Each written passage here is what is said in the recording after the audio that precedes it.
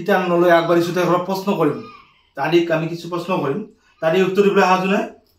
সাজু সাজু আচ্ছা তাৰিৰ প্ৰথম প্ৰশ্ন হৈছে ল'ৰাই বিয়া পাতে না ছোৱালীয়ে বিয়া পাতে ল'ৰাই বিয়া পাতে নে ছোৱালীয়ে বিয়া পাতে তাৰিৰ প্ৰথম প্ৰশ্ন আজিকালি ছোৱালীয়ে পছন্দ মতে বিয়া পাতে তাৰপিছত আগতে আছিল কি ল'ৰাবিলাকে চাব গৈছিল ল'ৰাৰ পছন্দ হ'লে ছোৱালী বিয়া হৈছিল হয় বা মানে ঘৰ গৃহস্থই দিয়ে আজিকালি হৈছে কি মানে ছোৱালীয়ে যদি পছন্দ নহয় সেই বিয়াখন নহয় গতিকে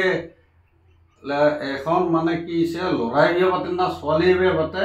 সেইটা ৰাইজে সিদ্ধান্ত কৰিব এতিয়া আমি দ্বিতীয় প্ৰশ্নলৈ আগবাঢ়িছোঁ দাদীলৈ দ্বিতীয় প্ৰশ্ন দাদীৰ কাৰণে আহিছে বোৱাৰী পলোৱাৰ মুখ্য কাৰণ কি দাদী বোৱাৰী পলোৱাৰ মুখ্য কাৰণ কি তাৰ ওপৰত আপুনি কিবা এটা উত্তৰ দিব লাগিব বোৱাৰী পলোৱাৰ কাৰণ হ'ল মানে আজিকালি যে থাপা মোবাইলগিলা ওলাইছে থাপা মোবাইলগিলা ওলিয়া এই ৰিলছ বনাব টিকটক বনাব সেই বনাইতে মানে এতিয়া কমেণ্ট পাব কিবা পাব এই ৰিলেশ্যন হৈ যাব তাৰপিছত মানে সেইগিলানে পালোৱাৰ চান্সটা বেছি থাকে আৰু কি সেই বহুত ঘটনা হৈয়ে আছে ঠিক কথা কৈছে দাদী হয় না নহয় হয় দাদীলৈ প্ৰশ্ন কৰিছোঁ যে বিয়া কৰা ভাল নে নকৰাই ভাল বিয়া কৰা ভাল নে বিয়া নকৰাই ভাল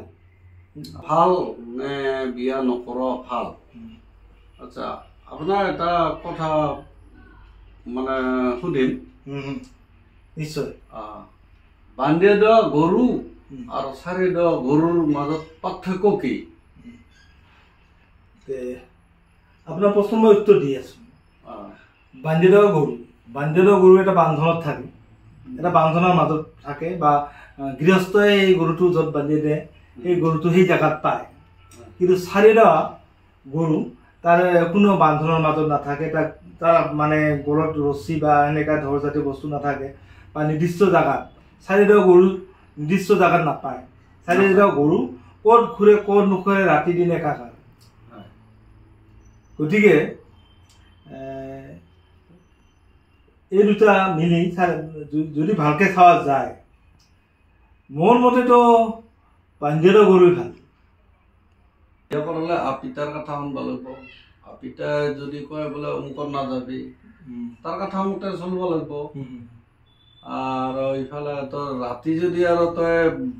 2টা 3টাত আহিছ তো আপিটোক ফোন কৰিয়ে থাকিব ক'ত আছা ক'ত নাই ক'ৰবাত শান্তিমতে না থাকিব পাৰিবি না কিবা ধৰ কৰিব পাৰিবি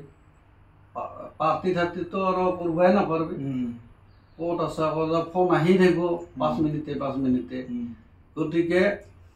বিয়া কৰালে সেইখিনি বস্তু ৰাখিব লাগিব বিয়া নকৰালে তই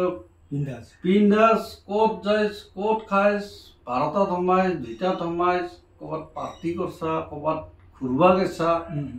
বিন্দাছ আমাৰ নিয়াৰ দাদী তেখেতৰ লগত আজি আমাৰ যি প্ৰশ্ন অৱতাৰণা হ'ল তেখেতে ভাল উত্তৰ দিছে